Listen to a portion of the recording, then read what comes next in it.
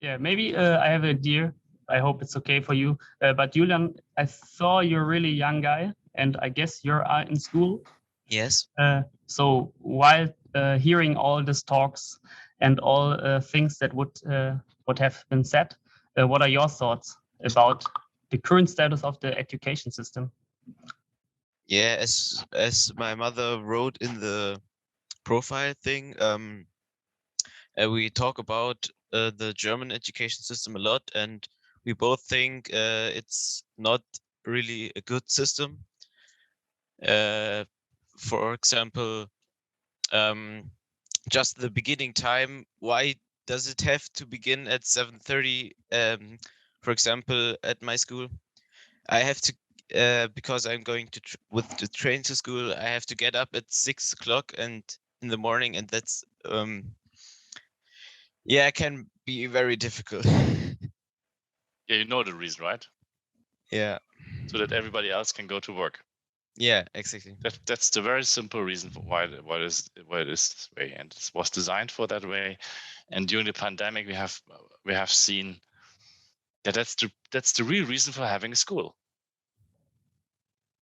Because what I've seen was, or what, I don't know what your feelings have been or your observation, but there was no discussion about the quality of school or the quality of education, or how or can we enrich the experience of students and kids by using digital methods and using learning different kind of learning techniques.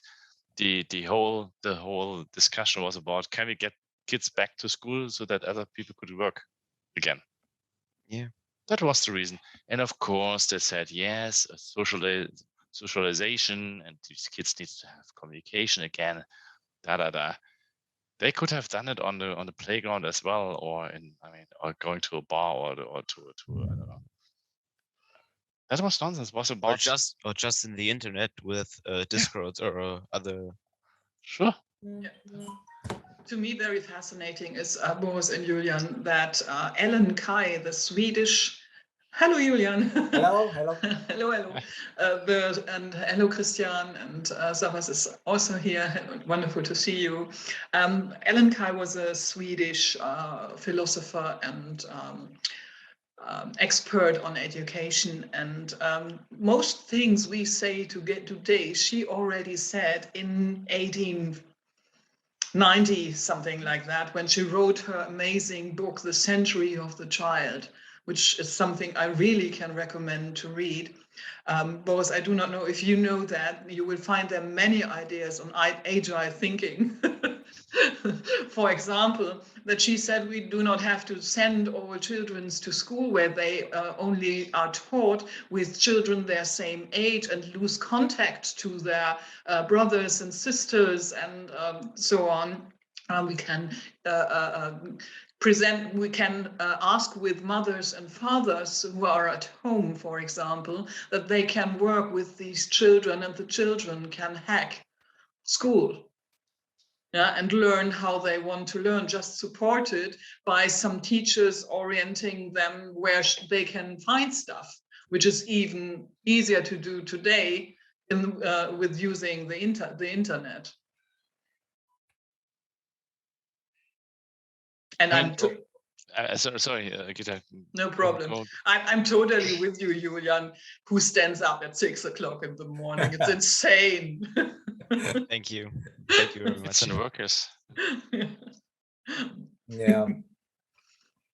But at least as long as we do pleasant things, the things that we like, I prefer not to sleep. Yeah. Okay. Yeah. Yeah. Right. So what were your ideas, Savas? Thank you for being here. Hello. Greetings from Cyprus. Yes. But wonderful. not Larnaca. You're not in Larnaca. No, Larnaca, just half an hour nearby. Paralimni. Yes. So Nicosia? No, Paralimni. Okay. Famagusta area. Mm-hmm. Yes. Thank you. Yeah. Yes. So it was a wonderful talk. It was more than what I expected, actually. not that I expected anything in particular, but it was better than I would think. And I just want to add something on the issue with waking up to school before I forget. It's actually biologically very healthy to wake up earlier. But if I understand well, the issue here is about getting kids to school that early. That's the thing, right? Yes. Yeah, and Yeah. even if I don't know how many medical people have already figured out that especially if you are a teenager, your chemistry and your hormones change in a way that is really hard for the teenage kids to go to school at 8. Yeah, they should start at Yes. 9 or 10. Yes.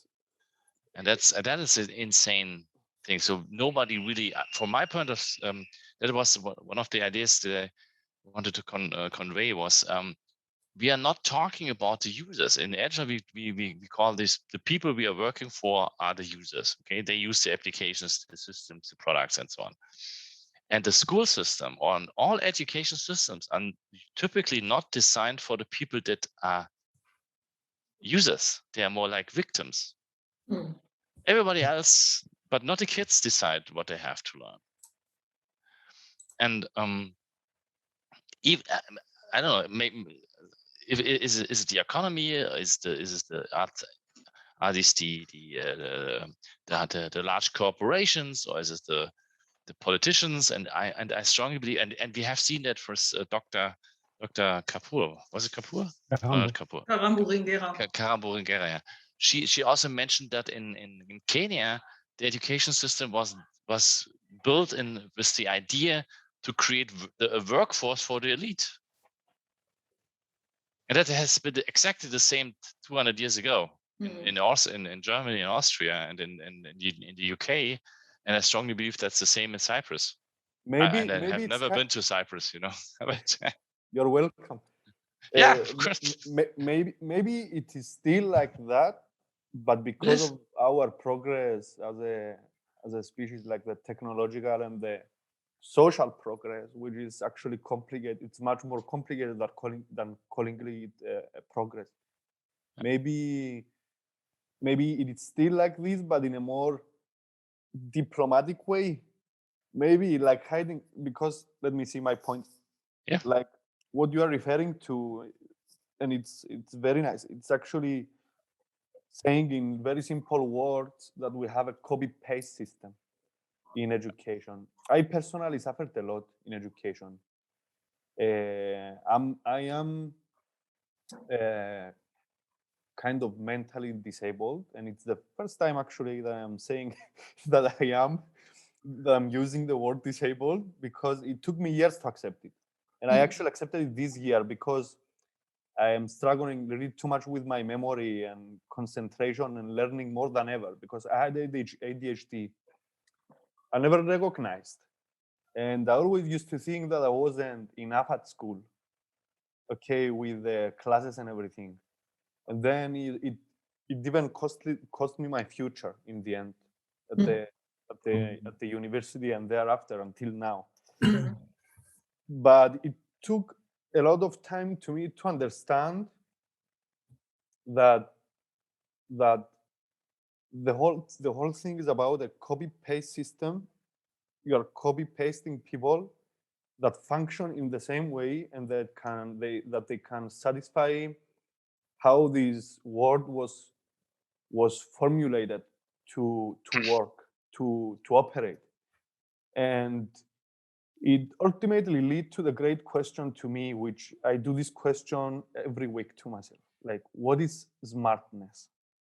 You know, we hear they say, oh, he's smart, this guy is smart. When I was a kid, I always used to think that smart means being good on math and sciences and having a good memory and all of the things I didn't have. But then I realized that people can have these, but they can be like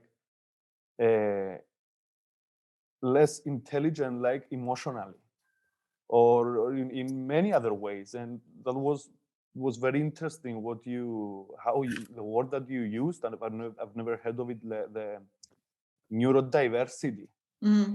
like even with my partner, I'm still realizing how neurodiverse we are and how we must realize how Yeah. much variability there is Yeah. in order to continue as a species. Otherwise, we will be destroyed, or just one type of intelligence will survive Yes. and go on. Yes. It's very It- simple. It's very simple. Very If simple. yeah, if evolution did not needed such variety, 5 or 6 opinions would suffice to lead humanity to survive. But of course, then we would not have been humanity. I do not work with the concept of intelligence. I only work with neurodiversity and complexity management levels. That is something I find important, and that integrates EQ and even ADHS as a probably evolutionary Errungenschaft. Now I'm lacking a word. Beneficial. Yes, yes, yes, maybe. I think we should have a look at this from that perspective. What are the things the individual is good at? And I often hear people saying, okay, then you have to do what you are good at, and that should be one thing. But that is not, I think, what is really happening here. When we look at people, we see that they are not only good in only one thing. Yes. There's 1, 2, 3, 4, 5, 6, 7, a lot of things they are good in. And when we have a look at the future and see that machines will in the end overtake every job that can be linearized, then when we will see that we humans are asked to step up as the complexity management masters we have been born. Every single one of us in his or her sign universe. So I would ask, what are you burning for? What are the ideas you are burning for? What are the things you are really good at? Yeah? And then yes, exactly. Start talking about your intelligence when I want to use that word there. It's really complicated to think about. I mean, even when I try to think about solutions, I can't come with any solutions because the world is running too fast, like right now. And after COVID, I also got even more confused about life and about society. So Boris just held something up. Yeah, because what Sabina wanted to know more about Scrum for Schools, and okay. Yeah, what is Scrum for Schools? Scrum for Schools is 1 moment. I'm sorry. Did we interrupted you, Sabas? Sorry. No. Yeah, no, you were ready. I'm so sorry, Boris. No, well, the problem is I could go on forever with these kind of sociologically and psychological and even philosophical questions, because I strongly believe that we also should cover the aspects of power and structures in societies. And for me, that was striking. The word the elite in Kenya wanted to have that workforce. And even nowadays, why do we talk about hackathons and hacking schools and so on? Because they are programmers. And why do we suddenly accept that people with what is the word? Not HDL, the other ones. The Asperger, autism. Asperger. Suddenly we accept that people have Asperger because the elite in Silicon Valley starts to have Asperger. It's that simple. The part of society that has the power in their hands determines the way we perceive education and social structures. And HCSL and all these other gets roots out because the majority of people, maybe the middle class or something like that, kills them like in the. I'm just reading a book about agroforestry. It's like that's the reason why I have these kind of examples. You kill these roots of new ideas or diversity because the basic concept doesn't fit into our school system. I mean, you get blamed for having HDL or whatever it is. That's nonsense. I mean, my fortune was that I was able to sit still in school, even if I liked school. But the things that I really learned was in the bookshop, you know.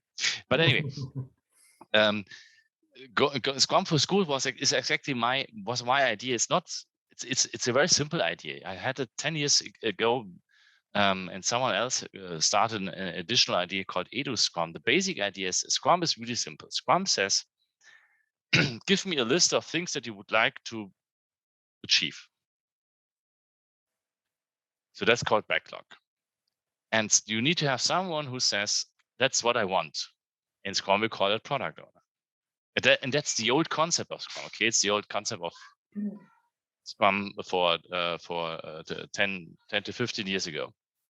So anyway, and why not giving people or students the possibility to gather together in teams of 5 to 7 people and ask them how they would come up in their pace in a specific way of configuration in their pace to come up with solutions for that questions that are in that backlog. So for instance, you want to learn English, and you could say, as an English teacher, you could say it's important to understand I don't know, some topics about Shakespeare's, and then you ask your people, okay, these are the main ideas about Shakespeare that I would like to convey to you, and then that you did learn that. Come up with ideas how you would like to learn it yourself. That's the basic idea. And of course, people usually needs to have specific checklists to start with. Shuhari, yeah, you need to start with something. We came up with a very simple framework to help people and so teachers and students to learn that themselves. That's the basic idea. Because what I don't believe in, and that's maybe my problem, is I do not believe that most people are able to work from concepts. So most people, I mean, you can talk about concepts, but most people needs a kind of recipe to learn a concept. And if they have understood that concept, then they can start. There I do not further. agree. I do not agree. It's because today concepts are something that come from outside. But the moment you change that, and you can make the concept your own, and even further, you can even go further and create your own concepts. Then they are yours from the very beginning, and then you do not have this problem. Yeah. So. But then you know, then you have already the know-how. Yes. Problem. Yes, of course.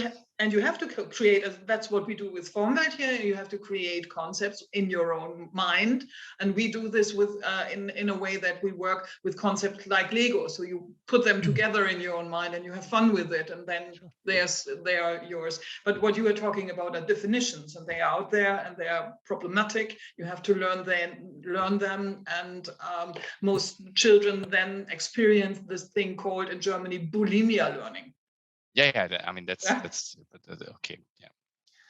And if you want to have more information about Scrum for Schools, go on our website. There's tons of information about how Scrum for Schools really works. But the basic idea is, I strongly believe that one of the things we learned in the Agile world, and that's that Agile is one way of understanding system dynamics and how systems really can be handled. So self-organization is something you need to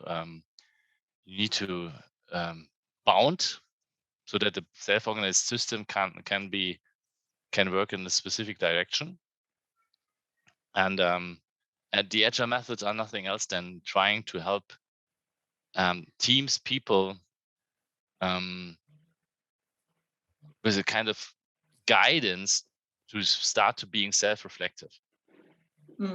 Thank you. Maybe in this situation, Andreas wrote something really important. Maybe you can just share it with the group, so we don't have to look all in the chat in parallel, if you want. Andreas, you have the possibility, or you don't want to? Okay, I can read it if you like. Yeah. In my experience, the motivation to learn always depends on one's own needs. It would be necessary to provide an open structure that makes it possible to recognize one's own needs and to promote them accordingly. My learning has almost always been self-taught, or rather I have learned best when I was being self-taught, when it has been self-taught. Yeah, I completely agree. This is something in the panel, what in the panel was discussed as autodidactic learning. I feel the same, and in order to integrate the neurodiverse spectrum all around the globe, individual learning is something we have to foster in every way thinkable, which would be also the way that we support those children and adults who do not wish to work in groups, for example, not want to stay alone for learning. Yes, and I mean, what Andreas describes is perfectly well what children do before they get imprisoned at school. Yeah. I mean, it's curiosity driven, and you ask for help when you need help. And maybe it's pretty helpful if schools would change in such directions. But of course, this is not scalable. This is not efficient in terms of our ideas of efficiency in education.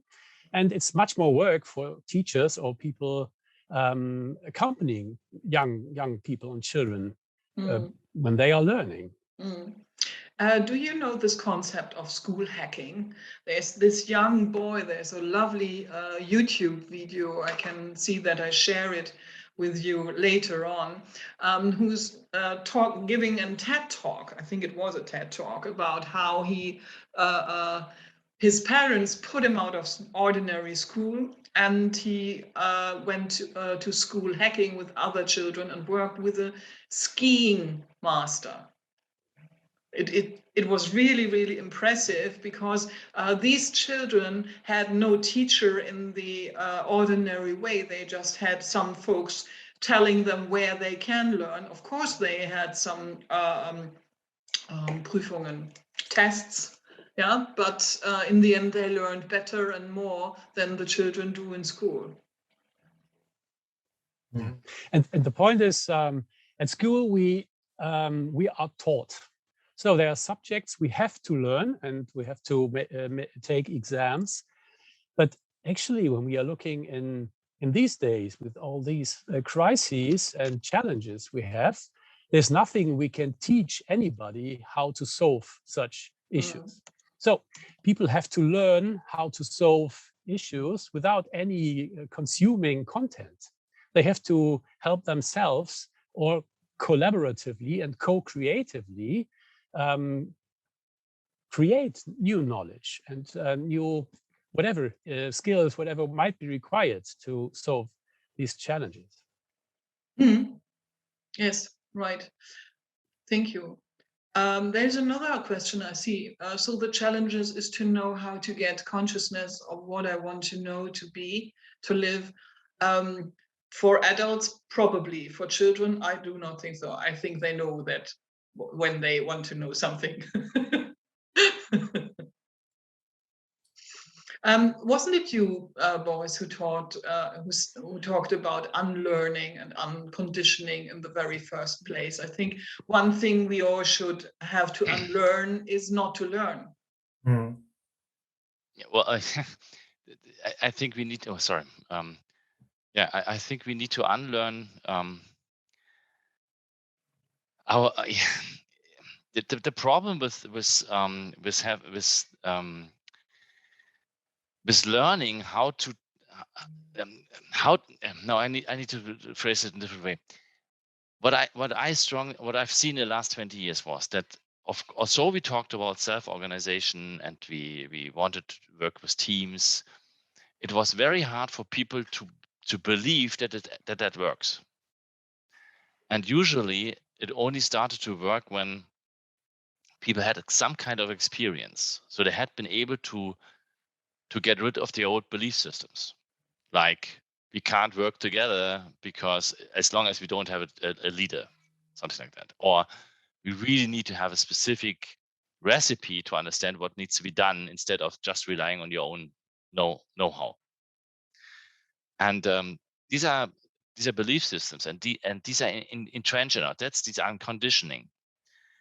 And the strange thing is that if you perceive learning as an autodidactic way, then you need to come up with a process that you observe yourself, that you believe your entrenched belief systems are not working anymore. But therefore, you need to try to solve problems. And you need to learn as fast as possible. And you need to have an environment that mirrors your efforts by giving you feedback. Mhm. And then but most people then say like, oh, I need to try it harder my way, instead of saying, oh wait, the things that I just tried to work don't work anymore. Mm. Yes. What I see from when I look at organizational design and education is today that many people concentrate via agile thinking, Scrum, etc., on social environments. What I find really important, but there is something developing there. I observe with a little bit of I'm concerned about negative aspects emerging there. For example, what we see today in many environments of counseling is the uprising of what I call soft values, which lead to people becoming more and more involved in human relationship questions. Mhm.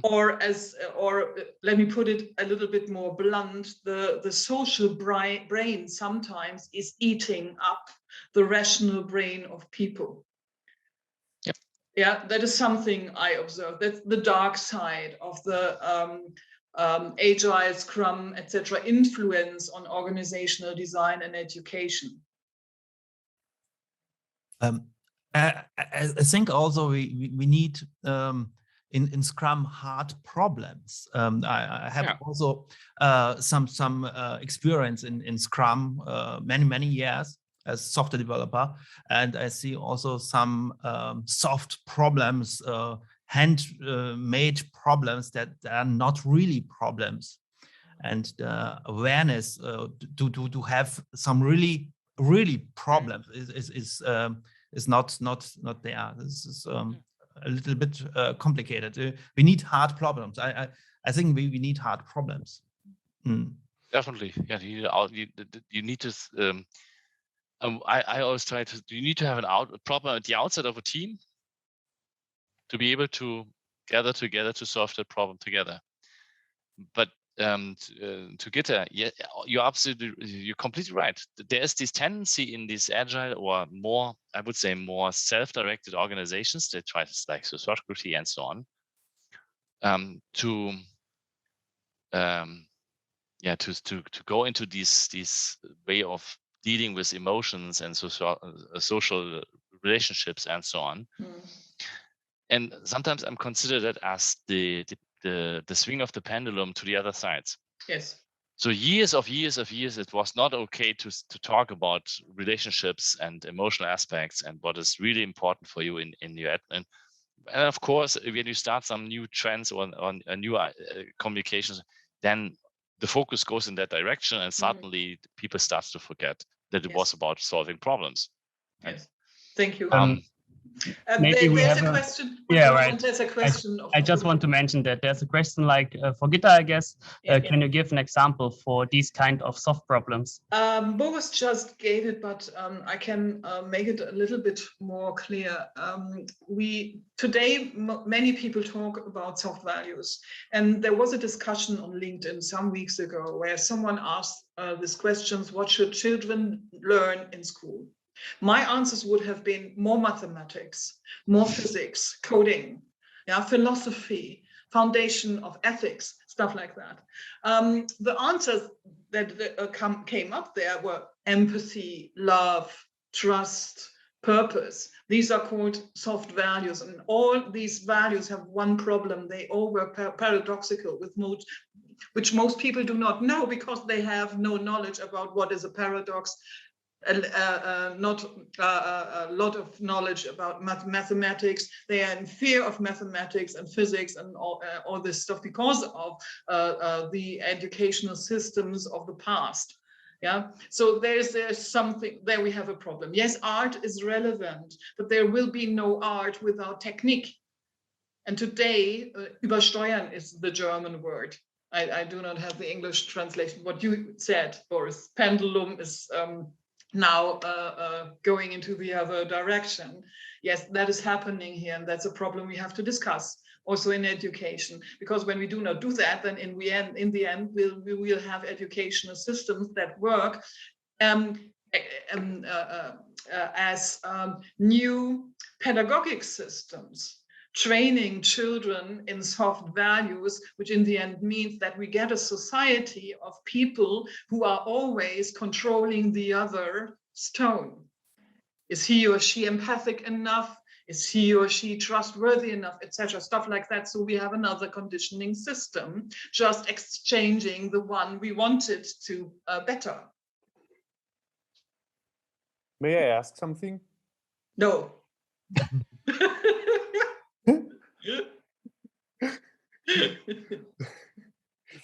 So I may do so about curiosity, like how do you make children being and staying curious, and how do you teach them to like science? You don't need to make them curious. They are. Cannot. Yes. Yeah, And that's exactly the problem, that we believe we have to do something about that. okay, then how do you maintain the curiosity? You don't. The only thing you have to do is you have to accept that kids will do what their parents have done before. One of the that's most people become what their parents had been. That is a sociological fact described over and over and over again. And so if you are a reader in your family as a parent, your kids will start reading. If you value reading, people will start. If you value mathematics, people will start. Not all, of course. It's not like 1-to-1, right? Sorry, I study mathematics, and my parents were artists. I never said that that's not always the case, of course, yeah. And sometimes it's exactly the opposite, because it's but anyway, and sometimes people, if and of course they are outliers. I'm a complete outlier. Okay, my parents had been in the nursery hospital, and nobody studied in my family. So but the issue is really to understand that we need to stop. I strongly believe we need, and that's more of the other things is really kind of impossible. We to try to stop to influence your kids in terms of what they have, what you think they have to do. It's super complicated, super hard to do. It's very wise what you say. It's very wise. The influence of the environment of the house where you live. But you see many kids. I mean, I see many kids every day, and they are not curious enough. And it's striking to me how they are not curious. And it has been destroyed by their parents when they Yes. had been 3 or so. It's before school. Really. The first step is it's exactly what you said. I mean, the house. I mean, how do you present science to the kids? I mean, do you educate your kid on science while he's outdoors playing and enjoying nature? Because this is what science is. I used to hate science in school. I used to think that it's this boring thing that my brain is totally crap at. I think we should not overdo it here.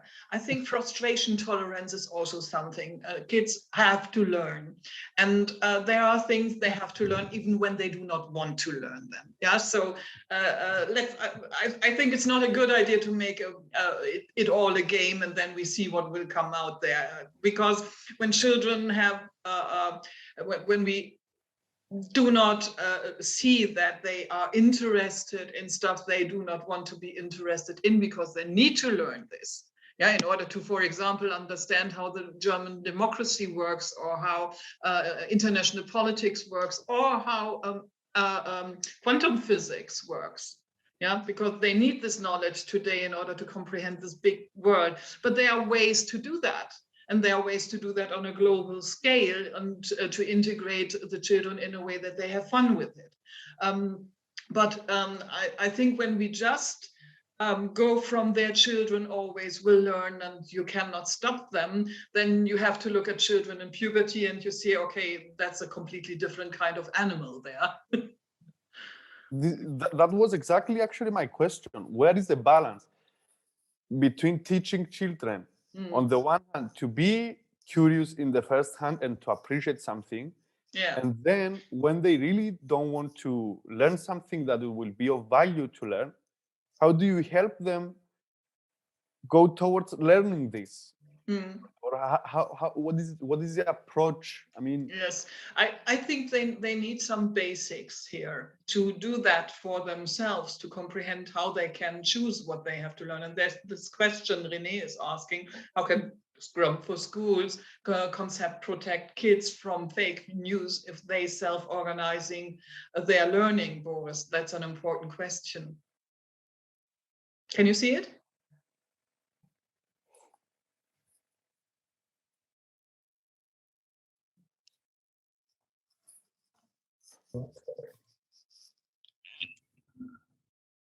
Do you wish? Can you see it, Boris? Do you wish to answer that question? So you mean we want to fix something using the same mentality, or what's the? I can just read it out again. Can you see the chat? But I don't see the yeah, it's how can Scrum for Schools concept protect kids from fake news if they self-organizing their learning? A method never protects someone from something. Yeah, I mean that's one of the theme. That's the method. It depends on what kind of, how can I say that? What kind of source do you understand, and what kind of teachers do you might find in your bookstore? What kind of literature will you find? What kind of discussions are there? What kind of diversity will you have in these conversations? So it's the method itself will not solve the problem of the quality of the content, so to say. Thank you. And then we have Ilian with also a question, right? Maybe you can just tell what your question is. In my opinion, when we talk about education, it all comes to subjectivity and environmental. So there are many red flags when we talk about education, but we want to fix something using the same mentality we used to create the problem.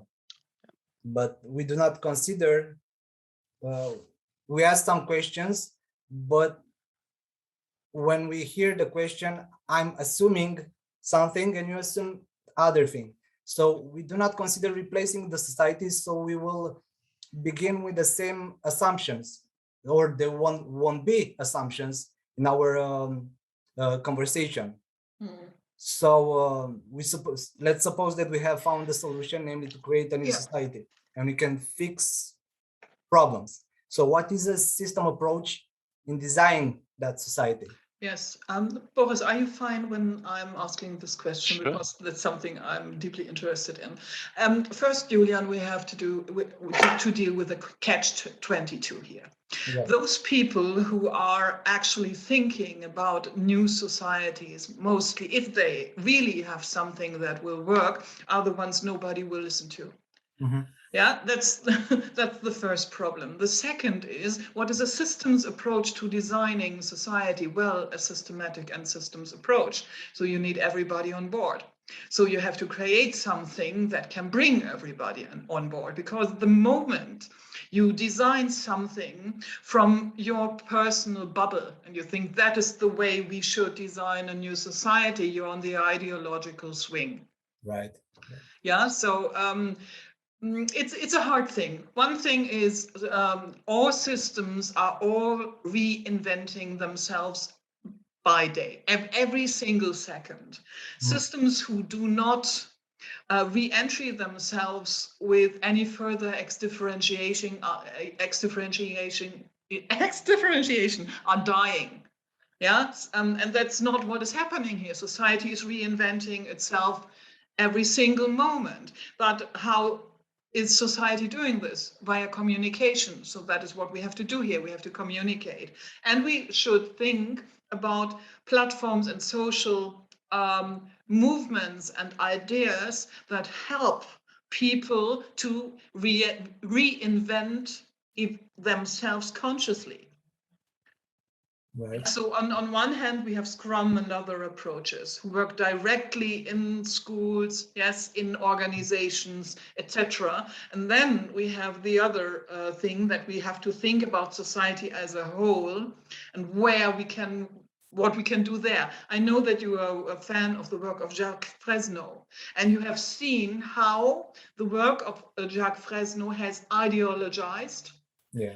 Yeah, and the moment he died, people stopped being interested in what he had to say. And there was many things he had to say which were very interesting. But what he has created there was some sort of a cult. Why? Because that is what we are doing. Ideological impulses are evolutionarily imprinted into us to create societies and to see that we stick and hold together. So now we have to think about communication systems globally and think about solutions from there, yeah, in order to find something that supports people to bring in the individual solutions and to create new forms of community without directly giving them new ideologies. Thank you, Gitta. And in parallel, we had a question in this chat from Christian. Should we accept more chaos and randoms in schools? Yes, I think this is an important thing to give up some structure in schools and also in our society. I want also some sort of solution to talk everything and to talk about the problems is the one thing, but what can be a solution? A solution not from the perspective that we want to have a new system, but a solution on the meta meta-Ebene. I don't know the Meta level. Meta level. Yes. Mhm. Thank you. Yeah, I strongly believe it depends completely on the point of view that you start. For instance, if you say, what is the solution for myself, my family, my own kids or so, it starts with yourself. So can I create that randomness for my kid? And can I help my kid to understand it might be completely okay not to be good in school because the demands in school are not the things that are important. That could be a solution. The other idea could be to go to schools and ask them to implement Scrum for schools, what they're trying to do.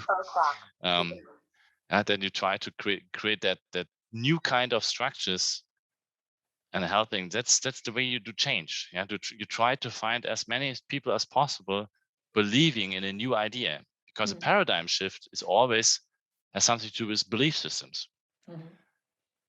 Even if I want to be as general as possible and inclusive as possible in my own pictures, I'm still already doomed to my specific worldview.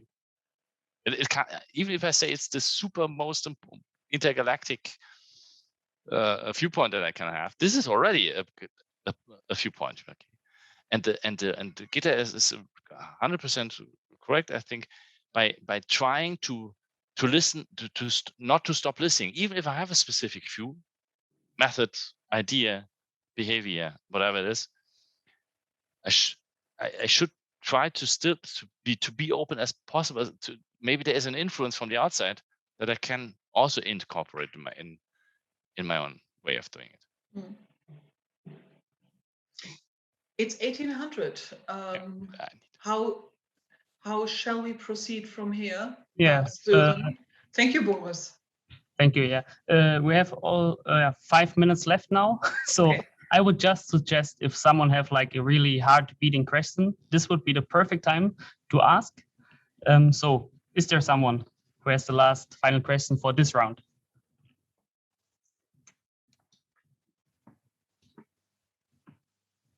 If Yeah, not, tough one. I would like to say something about fake news. Maybe then a hard question will pop up. When it comes to fake news, the problem lies with the adults. So we have to find solutions to help adults to differ fake from real news, from fake from facts, and that is done by helping people to rise to a higher complexity level management. Because when you do that, you can work with more dimensions, and then you have a more relaxed perspective on reality. That will not lead to a more right-wing ideas, because most of fake news are rising in the very, very low complexity management level communities.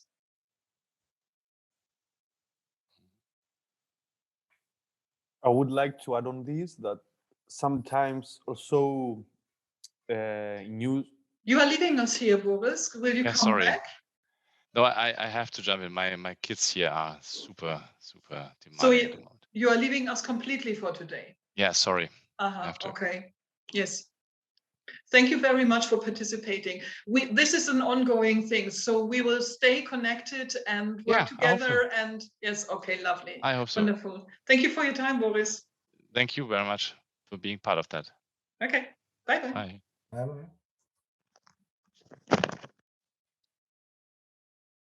Okay. So yeah, Should I continue? Sabas. Yeah. So I was just saying that many times, even from places that you expect to find trusted news, you find things that are it's misinformation. Yeah. That happens a lot now, and it went up with after COVID. After I don't know if it has to do. Yes. So it's a bit, trust became even more difficult now to know what's true and what's half true and what's fake. It's very complicated now. It has a lot to do with your ability to logical and rational thinking. Yes, if you know logic and you have a good training, which school can deliver, and you have a good training in rational argumentation, you can see at the very structure of a text. And when you can do that, you can analyze from this structure, is this a trustworthy, potential trustworthy text, yes or no? You can see that. Yeah, and that people cannot see that any longer is the result of an educational and conditioning system that actually did not help people with mathematics, physics, science, etc. On the contrary, they are in fear of those topics, and that is one of the many reasons why they cannot differentiate facts from fancy, which now led in COVID in Germany, for example, to big social problems with people who believe the strangest things about vaccinations, because they never learned how to analyze the argument. Yes, and even with the critical thinking, like in school and in education, I was in the university, I was studying human biology. And they are trying to teach you critical thinking, and they say that they do so, but many times they are trying to teach you their system towards understanding things, but this is not critical thinking. No, it's not. It's not critical thinking. Yeah. So, sorry. From my perspective, I love when that happens. Let me deliver this, and then it's short. I think we need knowledge about rhetoric, knowledge about logic, form logic, and rational critical thinking. These four will help a lot with many problems. So done. Thank you. Yeah, I just want to say I have one bad and two good news for you. The bad one is the first round of the breakout sessions is done by now. So we have a little break now for at least 5 till 10 minutes, I guess.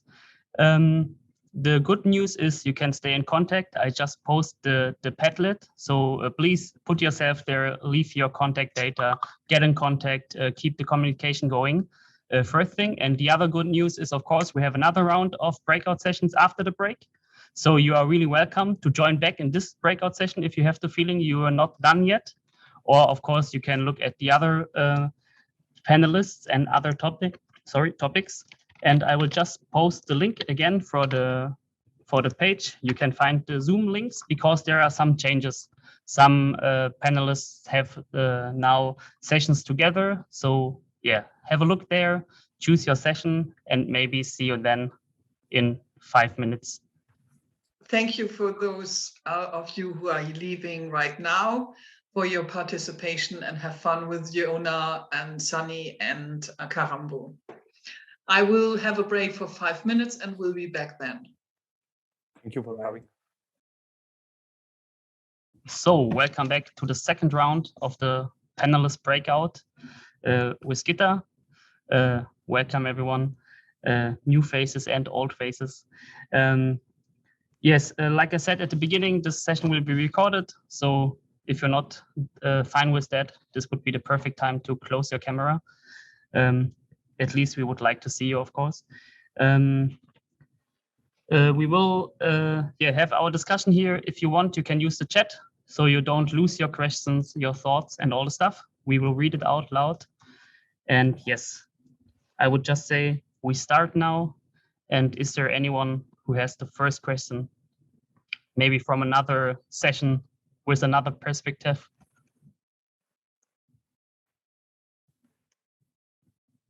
If not, I guess Gitta would be having a question to this panel, to the guys here. I'm not sure. I'm not very good with questions because I'm mostly the one who is asked the questions. But yes, I have one.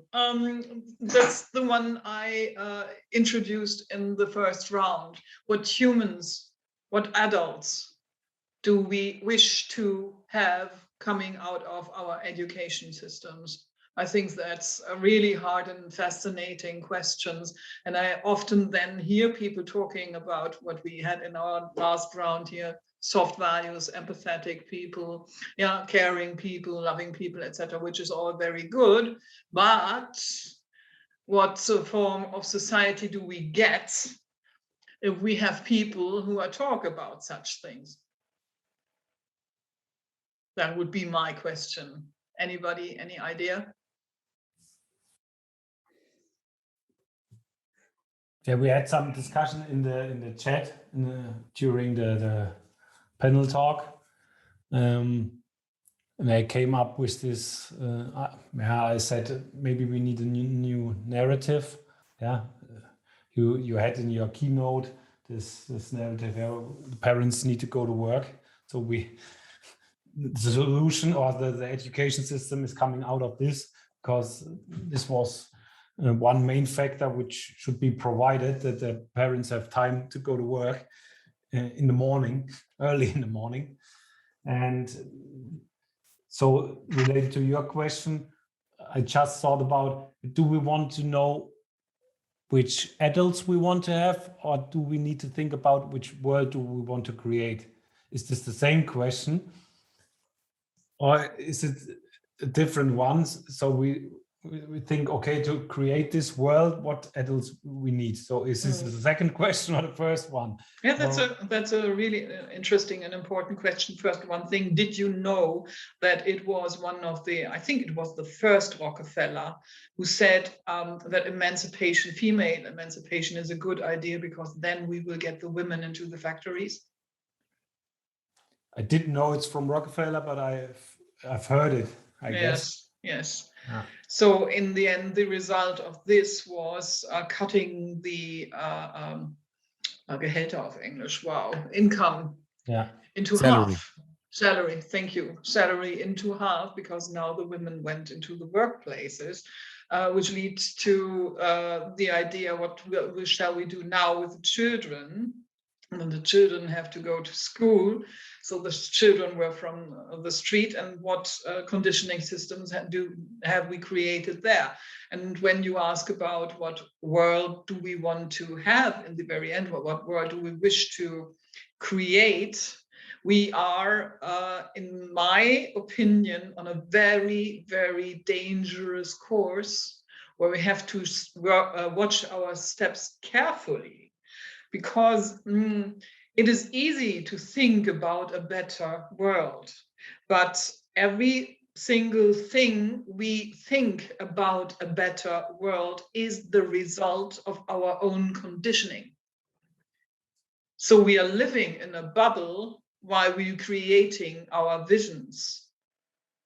And first, I think we have to analyze the bubble we are living in order to find functional analysis methods to see what, how worthy our ideas on the better world are.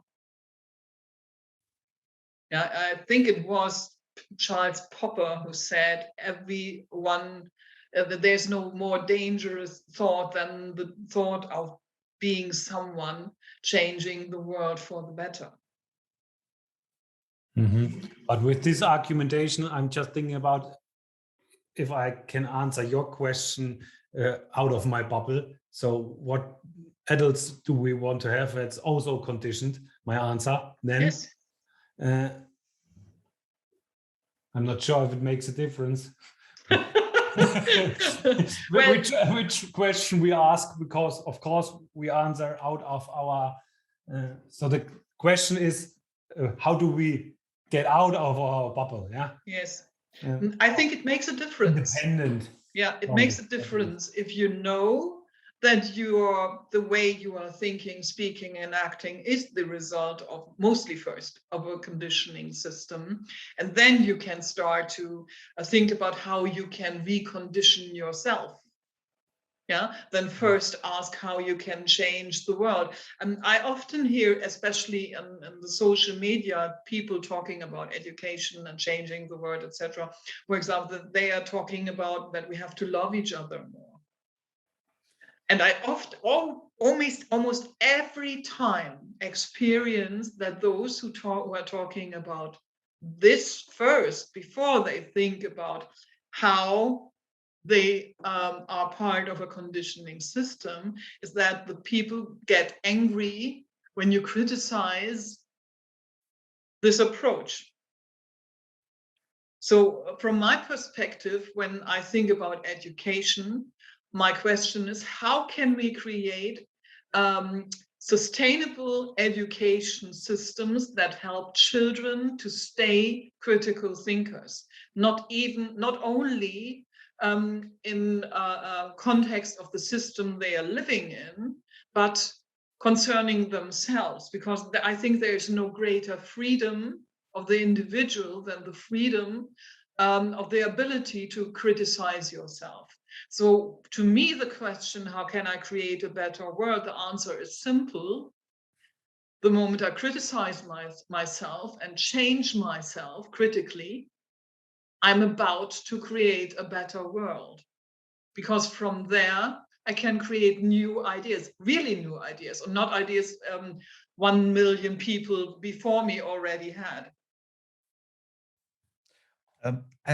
I think also the best way to do this is to recognize the own bubble or the own bubbles.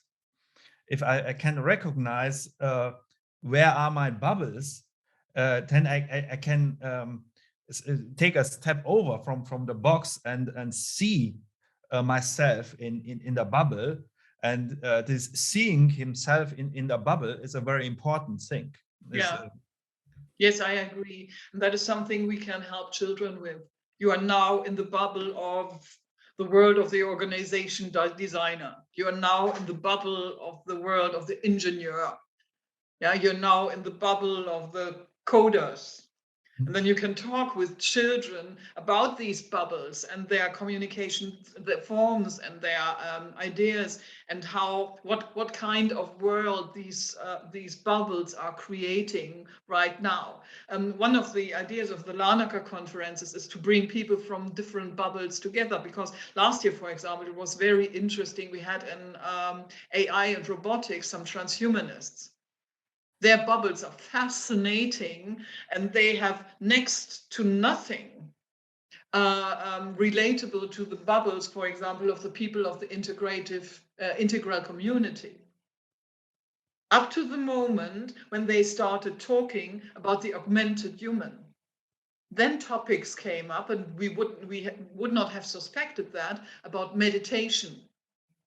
Yeah, about rhetoric training, about using augmented reality to train yourself to become a better person, stuff like that, which I find very interesting. But they approached it from very different perspective. One perspective very technical, and thus less ideological, dangerous, and one from the perspective of a world vision, personality development perspective, stuff like that. I found that very interesting. So I think a technological or a technical approach on the way how we communicate in which bubble, how we condition each other and ourselves in which bubble, are very, very helpful. Yes, I agree with you, but we are now, right now, in the bubble of recognizing bubbles. Yes. Yes. Yes. Yes, and there are some blind spots to this, what we are now doing here. For example, not really a blind spot, but something often overlooked, that the ideological impulse is also something very powerful. Yeah, that can do stuff in really short time, because people really can dig it. Yeah, they can relate to it and work with it and then do something, which can people who are more in the analytic mode, they need more time for that. Analytical mode. And then there is the question in how far the search for a better world is an ideology itself already. Yes. What is a better world? Yes. And how do I find, or what do I expect adults to be, how to behave to create this better world? And the ones you mentioned would say, yes, we need love. Yeah. Yeah, that's important. Thank you, Martin. In the last century, many parents wanted to create a better world for their children. And then when the children became adults themselves, they did not want this better world. They were not interested in money and stuff and all these oak wood furniture. They just wanted to live a hippie life. Yeah, they wanted to create something else, and they talked about a better world, and now their children are conservatives. Yeah, so yeah, right. From a sociologist's perspective, there's no such thing as a better world. There's always another world. A different one, yeah. Yeah. Yes, and we can try as long as it's gone, as it's dead, or it's something maybe better than today. Yes, yes. And that's something we can talk about in context of education, how we can create education systems that help the humans of the future not to kill themselves. Because so far, our education systems are not new. The ones we have today, we had for 200 years, but we also had them in the past, for example, in old Rome. Well, there are similarities to the way children are taught now as they have been taught back then when they got an education, which was not normal to everybody. But what we can see is when we have a look into history of mankind, our solution to problems like we face now have been, let's kill each other. Yeah, or let's wait for a pandemic to reduce the world's population to 1/10 or something like that. So then we can rebuild. I think that's not a good idea. And I think many people agree, most people agree. But the systems we have created so far do not have the answers and the solutions. But there's a lot going on. But the interesting question is, can we expect change from politics and economy, for example? And can we expect change from people coming from the education systems as they are right now? Well, that's a rhetoric question. We cannot. Not without other inputs. Yeah, I think in a way we can, because we have now reached a pressure point where people see it cannot go further this way, and people start changing because of the outdated systems. That does not mean the outdated systems are good, yeah, but there's something going on right now. But they, at least in Switzerland, there are many private initiatives building up new schools. Yeah. And the idea is to be better than the normal school and make this old system obsolete. Mm-hmm.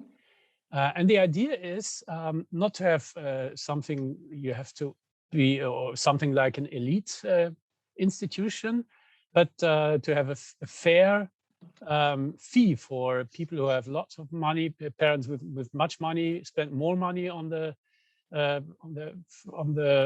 children, and those who have less money, they don't have to spend much money for their kids to visit the schools. And they have the idea of, or some of them I know have the idea of to start, or not to start, but to keep the children's curiosity. Mm-hmm. And take this as the how do you say, as the line of education. So the children decide what to learn, and the teachers, they can support them. They can offer maybe experiments or experiences to work on this, but the children decide. And this helps, first of all, helps to start learning and start digging maybe deeper into topics, and to feel that sometimes it's hard to stick on this and to keep on learning, but it still is their decision to yeah. Thank you. Are these schools up to that the children can go to the university later, or are these limited to the first years? Most of them are limited to the first 5 years. Yeah. But there are also schools to the 10th year. Yes. But if you want to go to university, you need this the carrot. Mm-hmm, mm-hmm. Yeah. Yeah, we have these schools in Germany too. One, for example, is the Prinz-Höftes-Schule in Bassum near Bremen. And we have, of course, Waldorf schools in Germany, but I'm a little bit, I'm not a fan of the Waldorf concept in general. I think there is a lack of not being related to the teachers. Yeah, the very structure of the Waldorf concept is to help the children to relate deeply to the teachers, and I think that might become a problem in many people. When it comes to education, my perspective is a more global one. I think that the children of tomorrow and the children of today, okay, all children of today and tomorrow and all adults of today and tomorrow need to come in contact with children and adults all over the planet in order to get a more broader perspective on what is going on in the world. So they have to learn with people from Ethiopia and India and Canada and Argentina at the same time. I think that mass migration will come due to climate crisis. I think we will face many global catastrophes and problems, and we can do this better if we already know how the people in other countries are thinking. When we work with them, when we can learn from them and their concepts. For example, now I see that we all experience this, that many people coming from other countries into our country are seen only as help seekers. I think that's a wrong approach, because they are not only help seekers, they also bring knowledge with them, which can be very helpful, especially when it comes to sustainable solutions in cooking, in living, and when it comes to questions of how do we create social systems. What you said, what quality do you think makes us not killing us right now? Because you brought up this. Yes. We have to learn not to kill us. Yes. So I think we should. Quality or characteristic or competence makes us not killing now. First is I strongly believe that we have to look for antithesis in everything. We have to look at history and find out which solutions we already tried and did not work. This is very important, and that is something most people do not do.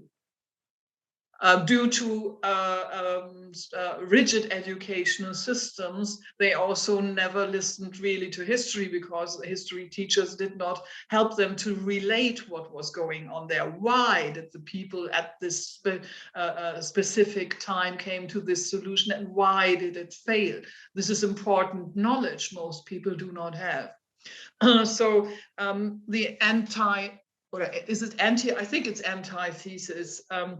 For example, to education is, of course, what Martin and Ellen Kay even in the 19th century already said, that we have to create education systems where the children learn freely and are only supported by teachers and surrounding adults to help them to stay in their curiosity. But there's also something else that we also have tried motivating people to learn. And we know that this is not working, because people who need motivation to learn are also dependent on others to learn. As I said it already, frustration tolerance is relevant for resilient systems. Knowledge of mathematics, etc., is relevant for resilient systems. How can we help each other to learn? Well, one thing is not to talk all the time about how we can make it simple to learn. Because when we talk about how it is simple to learn, then people feel that it's okay not to be challenged, but it is the challenge where we actually learn the most. When I think about playing my guitar, for example, and it is hard, sometimes it's really hard, but it's always the case right prior to a breakthrough. And sometimes it's even weeks where I cannot go further and I'm frustrated. How can I deal with this? I see many adults today, especially in first world countries, who cannot deal any longer with frustration. For example, in the United States, the rate of young students killing themselves has tripled or even more during these last years, because they cannot live with the stress any longer. Or some days ago, the British professor Kathleen Stock has been massively bullied at her campus for saying something many people did not agree with. She's a feminist and a lesbian. And she talked a little bit critical about, but just a little bit, about transsexuals using public bathrooms of the same sex. And this led to massive bullying. So she I think she got fired from her workplace, and she could not go there any longer, because everywhere was graffiti, about her, really negative graffiti. And this is happening right here, right now, due to rising complexity in society, but on a new level. And children and adults are not prepared how to work with this. They are overwhelmed by this new form of complexity and do not know how to deal with it. And the result is totalitarian thinking is rising.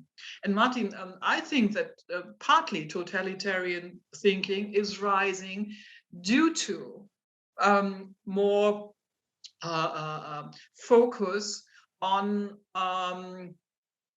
soft learning. So what do we do with that problem? I don't think that Scrum can help there. I think we should talk about something else. I think we should talk about this problem that we have this right now in our society, that people lose resilience when it comes to stress. Can I say something? No. No, okay. You know the answer, no. Always no. Yeah, okay.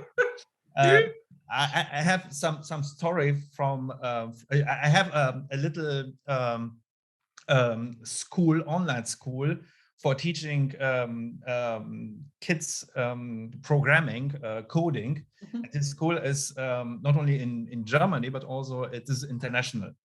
We have mixed classes from Germany and Panama and Germany and Kenya and so on. And some experience with young child, 8 years old. The course was for 12 years old from Kenya, and this little child was very excited to learn. He was thrown in this class, and he was fighting to learn something from this class. And I think that throwing people in cold water, it is a very important thing. In really cold water, not in this. You want to throw them in ice water? Yes. Yeah? Okay. let's all drive our children to the North Pole, throw them into the water, and see what's happening then. Yes, it looks weird, but it's important. It is important to have this sort of. I grown up in communism, yes, and it was very difficult to find something to eat in communism, yes, in Romania. And this is a very resilient sort of you learn to be resilient, because if you you are not resilient, you are hungry. Yeah, this is very this is important. And I think also that I'm not a sadist or something like that, but it is very important to have some environment where you have really problems, so you must solve the problem. And if you fail, you feel something. You feel pain if you fail. Yes. Pain it's very important. Yes. Okay. Now we all shall fund military schools, put our children in there, and be done with it. I do not think that is what you are saying here. No. I agree. It's hard to express. Yeah, when everything is going in the right direction, as Martin has presented, the idea of schools in Switzerland, and I see the systemic schools in Germany, they are doing quite well.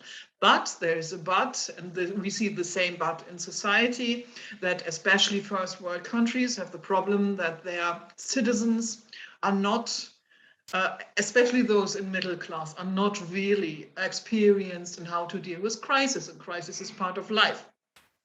But when you feel it is a crisis, when you cannot buy your new outfit because you are in a lockdown, yeah, then I think someone coming from Syria to Germany will say, okay, that is not a crisis. Yeah, that is something else.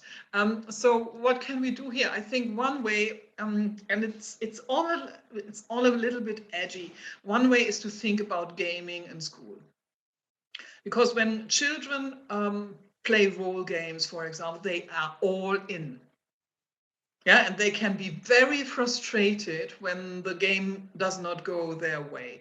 When I remember as a child, when I played Monopoly and I got angry when I did not win, or yeah, and everybody was about Park Avenue, and then I learned, okay, that's not the best way to win this game.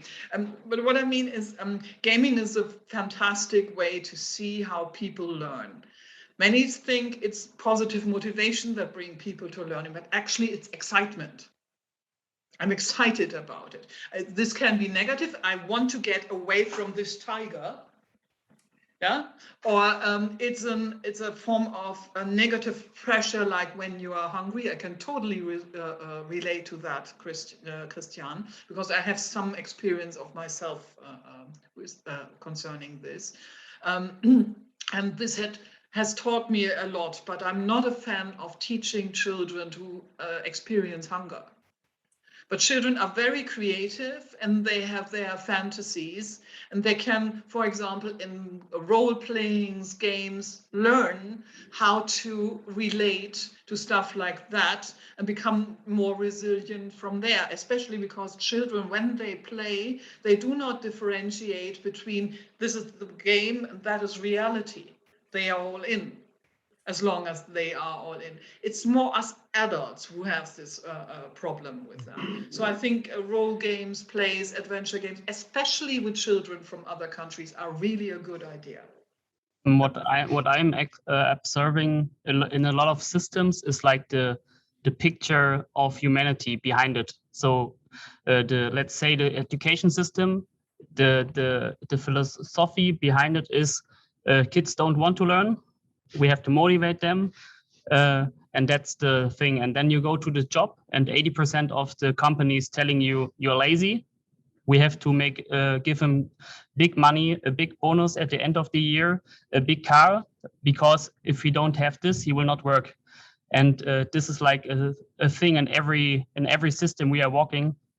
The philosophy behind the human mankind is always like a negative one. And I think this is something we have to change. Mm. And I'm always thinking like education, yes, but what do we do with kids who have like a good education system and then coming to companies and hitting the current world doesn't help, I guess. No, so it does not. We have to change everything. Yeah.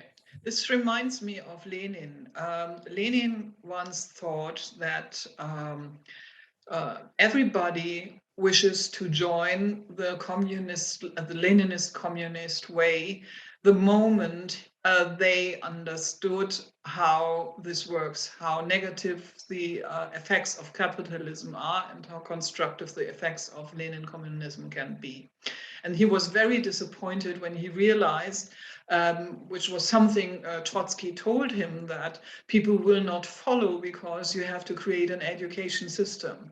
And that is why Lenin created this education system that in the end became a totalitarian system, because he understood that greed is not something you can get out of people. That was a very hard lecture, and I think we should keep this in mind while thinking about the future.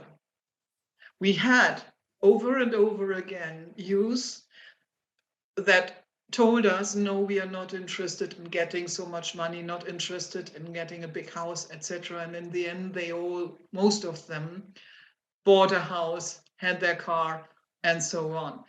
Greed is something evolutionary imprinted in the human race. So how can we deal with greed on one hand and on the other hand learn to work in other systems? And I think it all comes down in the end to concepts that help to navigate complexity. Because when you do that and you have your own standpoint, which is high dimensioned and very differentiated, you're more capable to decide what to do, and your interest in other stuff is rising. Your interest in arts, for example, in jazz. Yeah, in jazz is rising. Jazz is a more dimensioned form of music.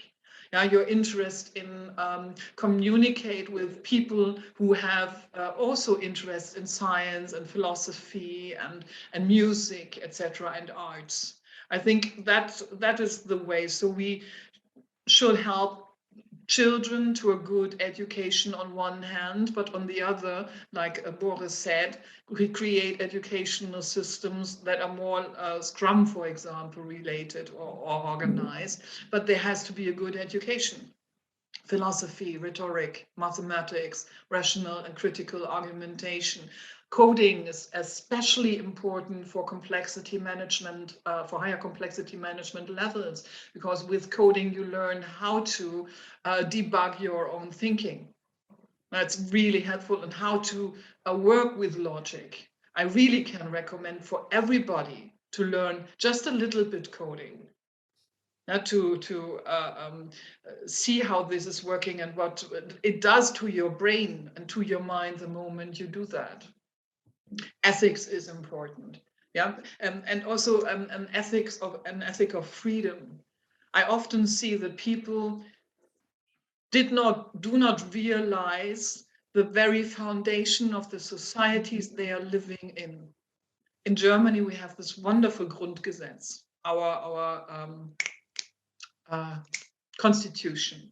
And this constitution respects the very freedom of every single individual, while we at the same time experience on Twitter, on Facebook, and on LinkedIn that people do not respect the right of freedom of the other.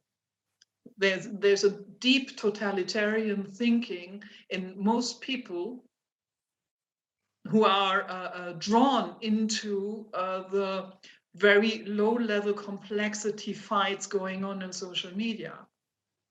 So I think people should learn concepts, and children should learn concepts, how they can describe what is going on there. Because when they cannot do that, it's all just mush. I totally agree with you. And I think that one of the problems is that you learn it, all this fragmented. It's not into a context where you can adapt it to your life. Mm. So, and I like the idea of the cold water from Christian, to say you have a real challenge and you don't know how to solve this challenge. And you have to find out what your lacks, what knowledge, for instance, you need to do this. And it's no question of it's a mathematic issue or an ethic issue. It needs to have components from all of these issues, and you can, while you are solving this challenge, not alone but in a group together, maybe worldwide, you will have to learn all these tiny little things. Yes. Yes, thank you. That's one of the many reasons of FORMWELT, because FORMWELT we can put into every single system we are working with, and then we have a substantial platform where we can every time go back there and dig into our concepts. That will really help. That was one of the many reasons why we have created it. Thank you so much, Martin. I totally agree, this is important. Yes. So we have 5 to 7 minutes. I think, as Sören did in the first round, it would be a good idea to let it come down to one last really hard question.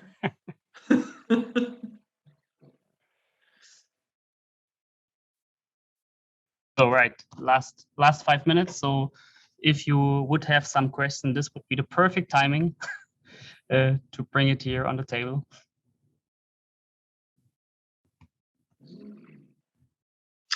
Okay, I'll talk further a little bit and you might find your question. I think that when we think about challenges, as Christian and Martin have talked about, we experience now that the systems we create in organizational designs do not engage in challenge. When I have a look at the learning ideas there and have a look at the workshops there, it's seldom that there's something presented that really challenges the people to jump into cold water and learn something really maybe even exhausting and not only challenging. I think that is important, and that we have to talk about this. with our friends and in public on the social media, that many adults in first world countries have stopped learning on the edge.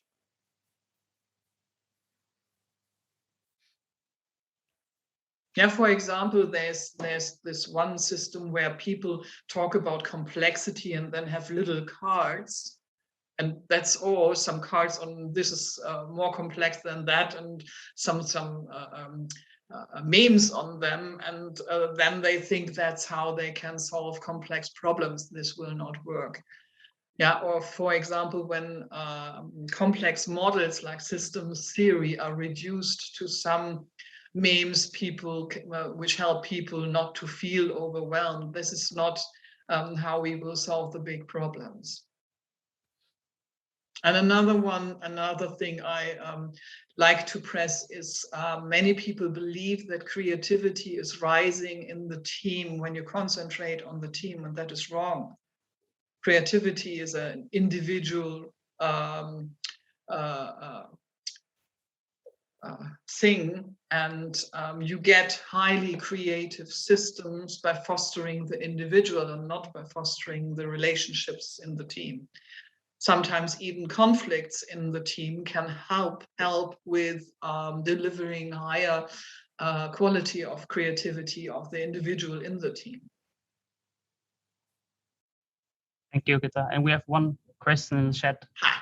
So as I missed the first 10 minutes due to other sessions, have you talked about the topic open for failure and how far it goes? You mean how to deal with failure?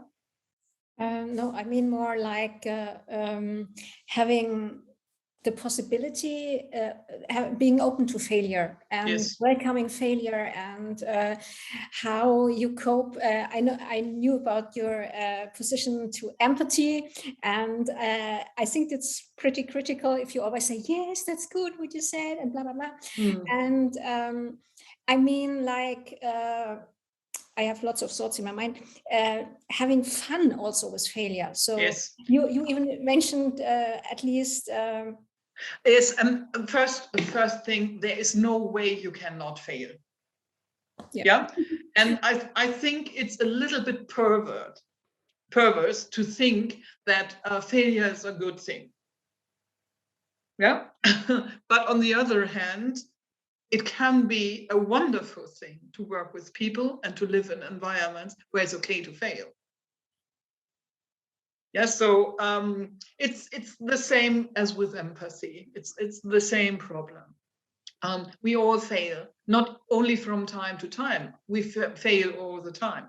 This thought is not working. This idea is not working, and there we have said something incredibly stupid. Yeah, and then we did something really wrong and hurt other people. This is happening, and I don't think that we should address conflict, failure, etc. only as creative, as potential for creativity. Because we do stuff that sometimes hurt other people, and then we are responsible for this, and then we should step up, and we could step up, yeah, and say, I failed, I have been wrong, I am very sorry. This is something we have to do. It's not everything is about ice cream, but it's okay. It's wonderful when you have a team where you can fail and everybody says, okay, thanks for being responsible for that. Let's go on. Yeah, I love the idea of Toyota with this failure culture, where they support people who make their failures open to others, so that everybody can see, I did something wrong here, so we all can learn from this. What I do not like is when everybody is saying, well, yeah, okay, it's a failure, don't worry. There was this one day when a friend of mine, I said I gained weight due to stress during these last years. And she immediately said to me, don't do body shaming. You're a strong woman, you don't have to say that. And I said to her, what's wrong with this picture? I've criticized myself because I gained weight, and now you even want to take away from me my ability to criticize myself for being lazy during stress period. Now, that's my perspective on all this stuff, that on one hand, yes, it was a stressful time, so I ate more. But now I'm about to criticize myself because I gained weight and I want to do something against it. And I do not wish other women to tell me that I don't have to do this because I want to do this. So it's the same with failure.